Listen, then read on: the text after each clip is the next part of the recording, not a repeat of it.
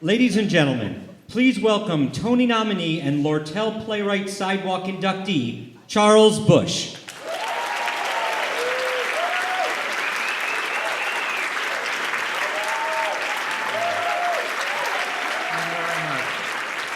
Bless you, darlings.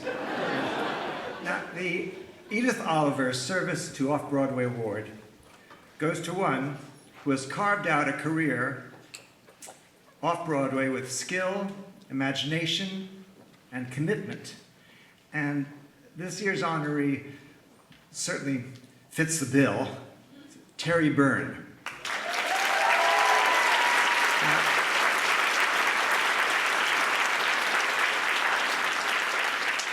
It's always this challenge when you speak about your relationship with someone at an award show or at a memorial service. And it's very hard not to get all about you. You know, me. But this is going to be tricky because Terry and I began our off-Broadway careers together. Here's the gist. In 1985, my theater company, Theater in Limbo, had transferred our play, Vampire Lesbians of Sodom, from this art gallery performance space cracked in on Avenue C all the way to the Provincetown Playhouse on McDougal Street. Now, the play was produced and directed by Ken Elliott, and he was also in the cast, and he was also my roommate. And shortly after we opened, he became the general manager. And then somehow, I'll tell you, somehow like Mary Poppins, this feisty, fiercely intelligent young woman, Terry Byrne, just dropped into our lives. And she became the company manager. Now most people would think that we were, Theater in Limbo at the time, that we were these kind of decadent, wild, avant-garde, East Village types. But we saw ourselves as the theater guild. And Ken was a very elegant young man, and so he always referred to me as Mr. Busch, and Julie Halston in the cast as Miss Halston, and Terry was always Miss Byrne. And so to this day, I just can't think of her in any other way but as Miss Byrne. Now, the office was in Ken and my crummy kitchen in our very crummy railroad flat on West 12th Street. And it was just the most marvelous way to begin the day every morning, to eat my cereal, at the kitchen table with Miss Byrne opposite me doing the payroll. Now, I'm going to go a little bit off script here. I'm going rogue. I just wanted to tell you just that we had this marvelous marquee at the Provincetown Playhouse, with this wacky title, Vampire Lesbians of Sodom, and the cutout of a picture of me, like that.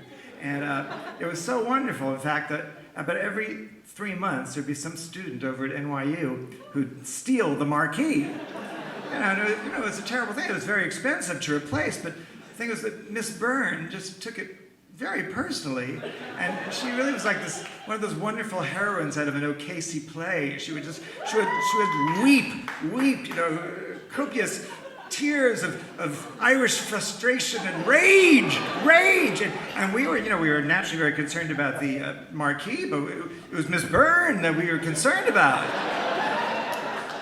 But she, this kind of passion and loyalty have really been, they have informed her entire career in the theater. She outgrew us fairly quickly, and as much as we adored her, we knew that she had to be off and start doing great things. And for the past 28 years, she's been the general manager of Off-Broadway's West Side Theater through the course of more than 60 productions.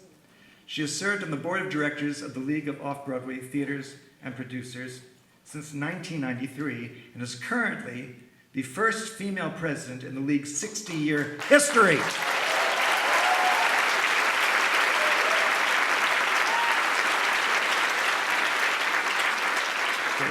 It is my honor to present the Edith Oliver Service to Off-Broadway Award to Miss Byrne, Terry Byrne.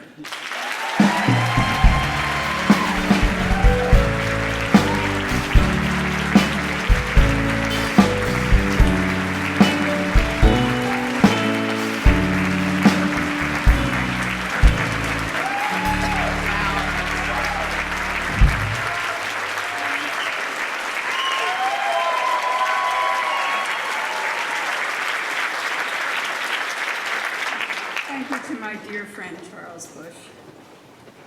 We have some stories that we'll tell at the party, so we share it right now. And may I add my congratulations to all of the nominees and honorees this evening. We're so proud of you all. I must say at the outset, though, I live in fear of Carol Fishman cutting me off with the music, so I will speak quickly and with purpose. I've often said that my joy in working off-Broadway was about the fact that you could wrap your arms around an off-Broadway show. You can get to know everyone on the team. You have a shot at understanding their challenges, and you most certainly can appreciate their contributions. That is the basis of my love of off-Broadway and my joy in this community. So I hope I have provided service along the way. But at points in my career, I was surprised to hear, okay, more than once, that I had a reputation as a tough cookie. Immediate images of Betty Davis, Joan Crawford, Katharine Hepburn, Charles Busch. I don't see myself this way, but perhaps that's because of the way that society has interpreted the tough cookie and has interpreted women.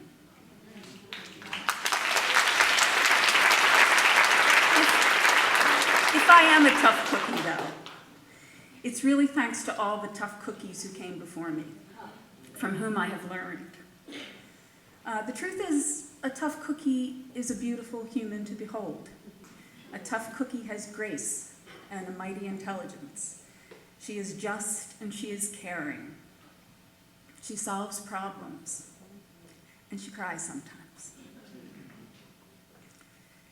I follow many tough cookies, and I count among them the managers who taught me in my early career: Bernice Weiler, Marilyn Miller, Dana Sherman.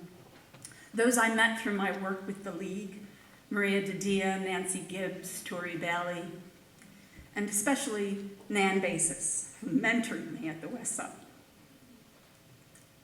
and became my friend. Sorry. These days, I recognize tough cookies in my colleagues who currently serve the off-Broadway community: Carol Fishman, Pam Adams, Lindsay Sagg, Beth Dembrow, Danny Nash, so many more. Tough cookies all!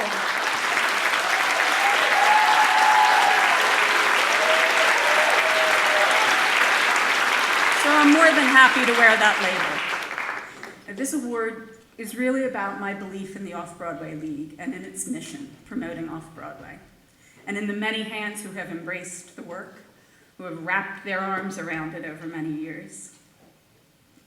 I owe special thanks to Peter Askin, my employer, who has supported my work with the Off-Broadway League, whose generosity and whose faith in me created my life at the West Side Theater, and without whom my history at that great institution would simply be my imagination of a fantasy job and not my happy reality.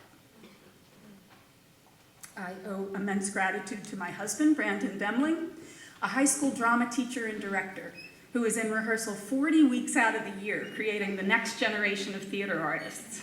But still,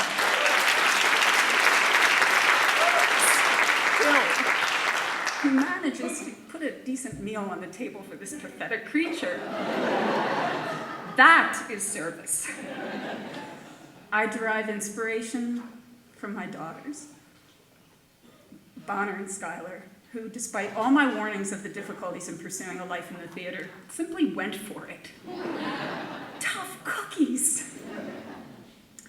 My sincere thanks to my colleagues at the Off-Broadway League, to the Lucille Lortel Theater Foundation, and to the Theater Development Fund for this tremendous honor.